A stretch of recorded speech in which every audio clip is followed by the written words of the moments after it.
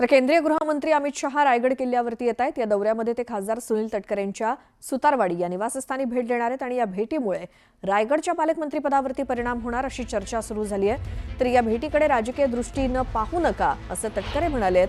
तर तटकरेंच्या निमंत्रणावरनं ते जात आहेत, यात वेगळं काही नाही असं गोगावलेंनी म्हटलं।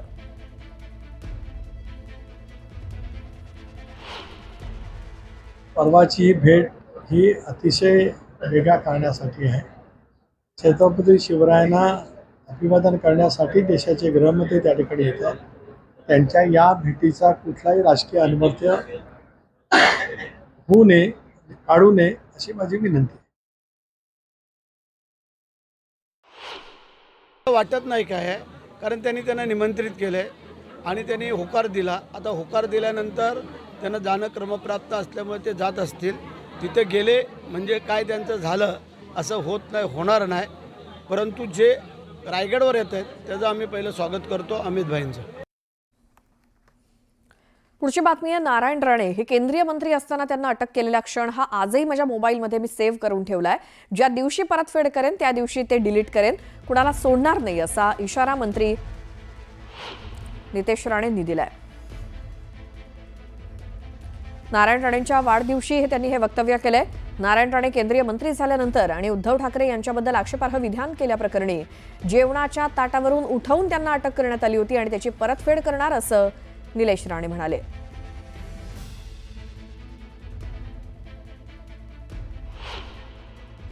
प्रत्येक बैठकीमध्ये बसायचो, लक्षात ठेवायचो, साहेबांना जेवणावर उठून अटक करण्याचा जो क्षण मी आधी माझ्या मोबाईलमध्ये सेव्ह करून ठेवलेला आहे आणि त्या दिवशी त्याची परतफेड करीन, त्याच दिवशी डिलीट मारणार। दुसरी बातमी आहे, नाशिकच्या पालकमंत्रीपदाचा तिढा अद्याप काही सुटलेला नाहीये। अशातच केंद्रीय गृहमंत्री अमित शहा शनिवारी रायगड दौऱ्यावरती येत आहेत। खासदार सुनील तटकरे यांच्या निवासस्थानी ते भेट देणार आहेत आणि या भेटीमुळे शिवसेनेच्या गोटात अस्वस्थता निर्माण झाली आहे। अमित शहांसोबतच्या भेटीतनं रायगड आणि नाशिकच्या पालकमंत्रीपदाबाबत अंतिम निर्णय होण्याची शक्यता आहे। जरी नाशिक रायगडचा तिढा सुटलेला नसला तरी काम चाललेलं आहे। आम्ही मला म्हणजे मुख्यमंत्र्यांनी स्वतः लक्ष घालून तिथला जिल्हा नियोजनचं काय जो काही त्यांचं बजेट असतं ते आम्ही दिलेलं आहे, निधी दिलेला आहे, दोन्हीकडे निधी वाढवलेला आहे। 22,000 कोटी रुपयाची सगळीकडे तरतूद केलेली आहे। सुटे थोडासा दिनधरा संदर्भात अधिक बोलूयात। आमचे प्रतिनिधी लक्ष्मण घाटोळ आपल्यासोबत फोन लाईनवरती आहेत। लक्ष्मण, या वेळच्या अमित शहांच्या महाराष्ट्र दौऱ्यात तरी या दोन जिल्ह्यांच्या पालकमंत्री पदाचा प्रश्न मिटणार? श्वेता, नाशिक जिल्ह्याच्या पालकमंत्री पदाचा जो तिढा आहे तो अद्यापही कायम आहे आणि याच सगळ्या पार्श्वभूमीवर आता अमित शहा जे आहे ते महाराष्ट्राच्या दौऱ्यावर येत आहेत। 2 दिवस ते पुणे आणि रायगड आणि त्यानंतर मुंबई अशा दौऱ्यावरती आहे आणि विशेषतः रायगड आणि नाशिक या 2 जिल्ह्यांवरून जो वाद सुरू आहे, रायगडचं पालकमंत्रीपद महायुतीतल्या कुठल्या पक्षाला जाईल आणि नाशिकचं पालकमंत्रीपद जे महायुतीतल्या कुठल्या पक्षाला जाणार यावरून वाद सुरू आहे आणि या सगळ्यावरती अमित शहांच्या दौऱ्यामध्ये तोडगा निघेल अशा पद्धतीची चर्चा जी आहे ती आता सुरू झालेली आहे।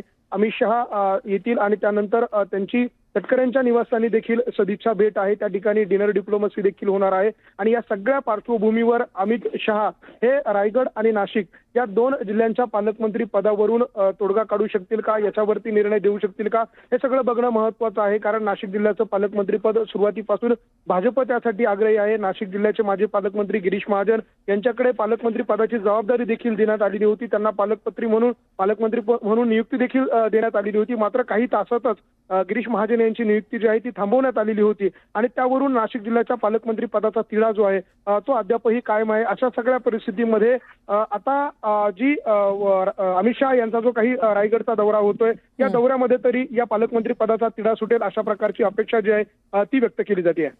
बिलकुल, पण आता बघूयात या 2 दिवसांमध्ये अमित शहा या दोन्ही जिल्ह्याच्या पालकमंत्री पदासंदर्भात काही निर्णय घेतात का? धन्यवाद लक्ष्मण या माहितीसाठी। तर केंद्रीय गृहमंत्री अमित शहा रायगड किल्ल्यावरती येत आहेत। या दौऱ्यामध्ये ते खासदार सुनील तटकरेंच्या सुतारवाडी या निवासस्थानी भेट देणार आहेत आणि या भेटीमुळे रायगडच्या पालकमंत्रीपदावरती परिणाम होणार अशी चर्चा सुरू झाली आहे। तर या भेटीकडे राजकीय दृष्टीने पाहू नका असं तटकरे म्हणालेत।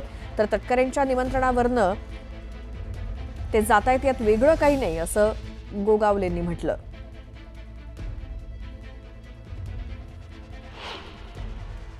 परवाची भेट ही अतिशय वेगळ्या कारणासाठी आहे. छत्रपती शिवरायांना अभिवादन करण्यासाठी देशाचे गृहमंत्री त्या ठिकाणी येतात. त्यांच्या या भेटीचा कुठलाही राजकीय अनवर्थ होऊ नये, काढू नये अशी माझी विनंती. वाटत नाही काय आहे, कारण त्यांना निमंत्रित केलं आहे आणि त्यांनी होकार दिला. आता होकार दिल्यानंतर त्यांना जाणं क्रमप्राप्त असल्यामुळे ते जात असतील. तिथे गेले म्हणजे काय त्यांचं झालं असं होणार नाही. परंतु जे रायगडवर येत आहेत त्याचं आम्ही पहिलं स्वागत करतो अमित भाईंचं. नमस्कार, मी श्वेता. तुम्ही बघताय न्यूज 18 लोकमत. सकाळचे 10 वाजतायत. या बुलेटिनमध्ये मुलुख महाराष्ट्रामध्ये सविस्तर बातम्या बघूयात. सुरुवातीला बातमी आहे पुण्यामध्ये तनिषा भिसे या गर्भवती महिलेचा मृत्यू झाल्यानंतर दीनानाथ मंगेशकर रुग्णालय वादाच्या भोवऱ्यात अडकलंय. यावरूनच काँग्रेस नेते विजय वडेट्टीवार यांनी थेट मंगेशकर कुटुंबियांवरती निशाणा साधला. या कुटुंबाकडे माणुसकी नसल्याचं वडेट्टीवारांनी म्हटलंय. मंगेशकर कुटुंब म्हणजे लुटारूंची टोळी असल्याचं विधान वडेट्टीवारांनी केलं. त्यामुळे आता नवा वाद उफाळून येण्याची शक्यता आहे. कसलं ते मंगेशकर कुटुंब? ही तर लुटारूंची टोळी आहे. यांच्यापैकी कुणीही कधी दान केल्याचं पाहिलंय का, असा सवाल त्यांनी उपस्थित केला. गाणं चांगलं गायलं म्हणून सगळ्यांनी त्यांना मिरवलं असा टोला त्यांनी लगावलाय. त्यांचं एवढंच जर लोकांसाठी आणि देशासाठी समर्पण असतं तर त्यांनी सेवा केली असती. दुसरीकडे ज्या खिलारे पाटलांनी त्यांना जमीन दिली त्यांना देखील सोडलं नाही, असा घणाघात वडेट्टीवारांनी केला. यांच्यात कसली माणुसकी आहे? या माणुसकीला कलंक असलेलं हे कुटुंब आहे असं मी मानतो. अशा प्रकारे चॅरिटी म्हणून फायदा घ्यायचा आणि गरिबांना लुटायचं हे धंदे बंद झाले पाहिजेत असंही वडेट्टीवार म्हणाले. तसंच यांना कुणी साथ देऊ नये, यांच्यावर कडक कारवाई झाली पाहिजे अशी मागणी वडेट्टीवारांनी पुण्यातल्या घटनेवरनं केली. ज्या माणसांनी खिलारे पाटलांनी जमीन दिली त्यांना सोडलं नाही या नालायकांनी, हे कसले माणुसकी आहे यांच्यात? हे तर माणुसकीला कलंक असलेले कुटुंब आहे असं मी मानतो. त्यांना काय हे कलंक आहे. अशा पद्धतीनं जर मॅनेजमेंट चालवून गरिबाची लूट करून गरिबाचं शोषण करणारं जर हॉस्पिटल असेल तर हे कलंक आहे आणि यामुळे याला कोणी साथ देऊ नये, यांच्यावर कडक कारवाई झाली पाहिजे. हे काय चॅरिटी म्हणून योजना फायदा घ्यायचा आणि फायदा घेऊन मग गरिबांना लुटायचं, हे धंदे बंद झाले पाहिजेत. तर कसलं ते मंगेशकर कुटुंब? हे लुटारूंची टोळी आहे. ते कोणी कधी दान केल्याचं पाहिलं आहे त्या मंगेशकर फॅमिलीनी? निवळ गाणं चांगलं गायलं म्हणून सगळ्यांनी मिरवलं. लता दिदी, आशा दिदी, हे दिदी ते दिदी. अरे तेवढं जर समर्पण असतं जर लोकांसाठी आणि देशासाठी तर ते सेवा केली असती. मंगेशकर कुटुंबियांचं योगदान जगाला माहिती आहे, भारताला नाही जगाला माहिती आहे. स्वर्गीय लता मंगेशकर असतील, आशा भोसले असतील, उषा मंगेशकर असतील, मीना मंगेशकर असतील, हृदयनाथ मंगेशकर असतील, त्या सगळ्या पाची भावंडांचं जे योगदान आहे त्याला तोड नाही. आणि त्याच्यामुळं कुणी काय बोलावं ते मी सांगू शकत नाही. परंतु बहुतेक महाराष्ट्रीयन जनतेला त्यांच्या परिवाराबद्दल एक आपलेपणा आहे, रिस्पेक्ट आहे. त्याच्यामुळं असं बोलू नये असं वाटतं. तर आपल्या वक्तव्यावरती ठाम असल्याचं विजय वडेट्टीवारांनी सांगितलं. काही नाही योगदान, काही नाही त्यांचा. पुन्हा मी माझ्या गोष्टीवर ठाम आहे. काही योगदान नाही. गाणं म्हणण्यापलीकडे काही योगदान नाही. ज्याने ऑटोग्राफचे पैसे घ्यावे सहीसाठी त्यांच्याकडून काय योगदानांची काही करायची? कुठला योगदान दिलं आहे त्यांनी? गाणं म्हणणं म्हणजे योगदान नव्हे. आणि लोकांची सेवा कुठे असेल तर ते योगदान होईल. मला माहीत नाही, मी तर नाही ऐकलं कुठलं योगदान माझ्या 25-30 वर्षाच्या आमदारकीच्या काळामध्ये. त्यामुळे या कुटुंबाप्रती काही प्रेम आस्था असल्याचं काही कारण नाही. तर मंगेशकर रुग्णालयाबाबत तिसरा अहवाल आल्यानंतर कारवाई करू असं वक्तव्य अजित पवार यांनी केलं. ऐकूयात. तर तिसरा अहवाल येऊ द्या की बाबा एवढे जर पैसे असले तर ते पैसे काय हळदी कुंकू पुजायला ठेवले?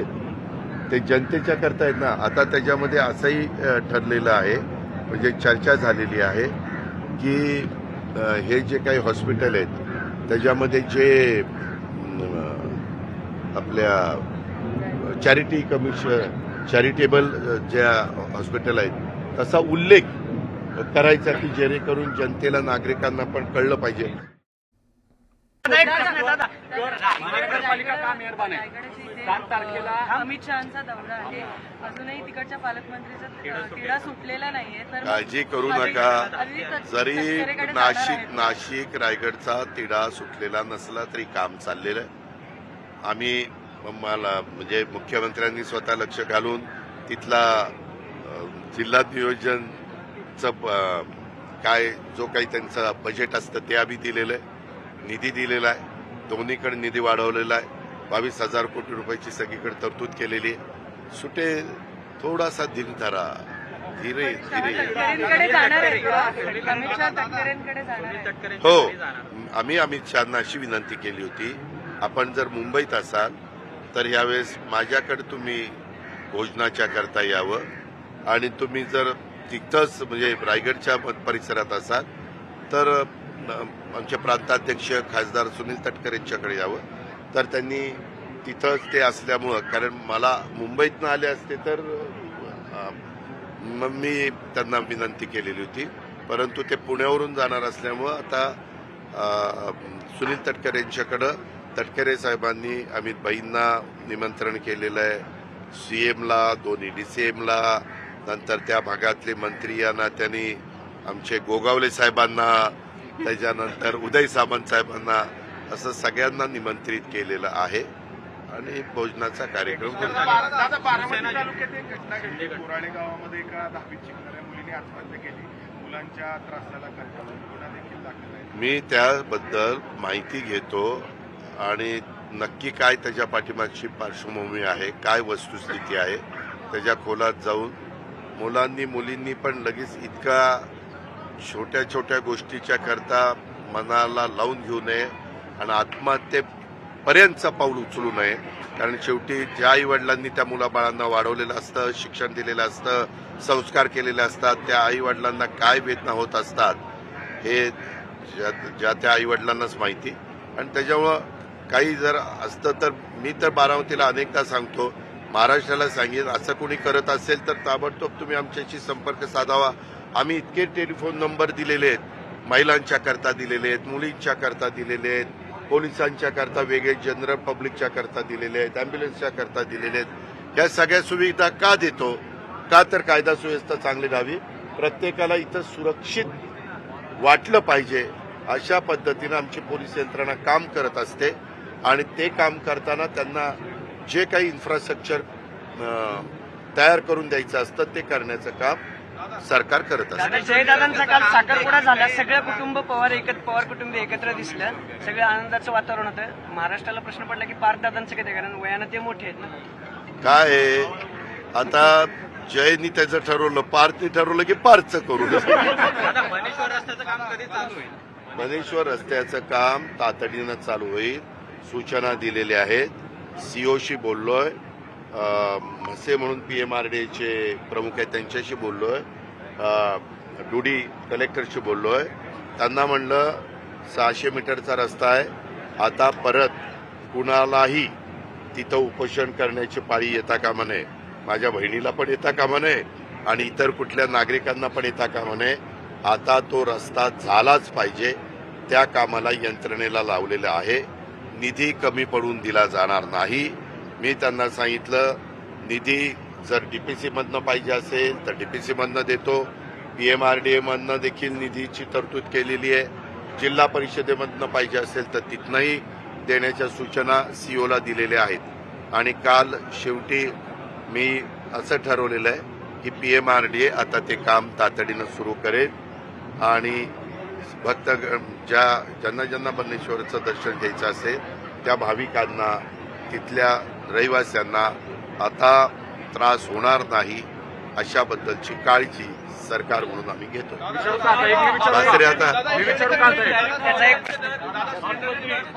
वाडलेले आहेत, आंदोलन होत आहेत. तुम्ही ज्यावेळेस विरोधी पक्षात होता त्यावेळेस खूप मोठी भाषणं केली, तुम्हाला विसर पडलाय का? अजिबात नाही विसर पडला. तुला जसा प्रश्न विचारायचा विसर नाही पडलेला तसं मला पण.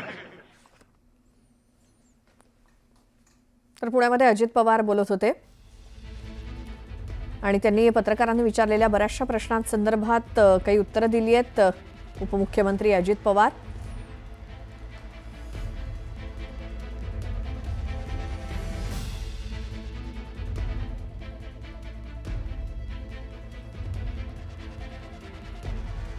उपमुख्यमंत्री अजित पवार पुण्यामध्ये बोलत होते. अगदी महाराष्ट्रातल्या प्रत्येक विषयासंदर्भात त्यांनी नेहमीप्रमाणेच दिलखुलास उत्तरं दिली आहेत पत्रकारांच्या प्रश्नांना.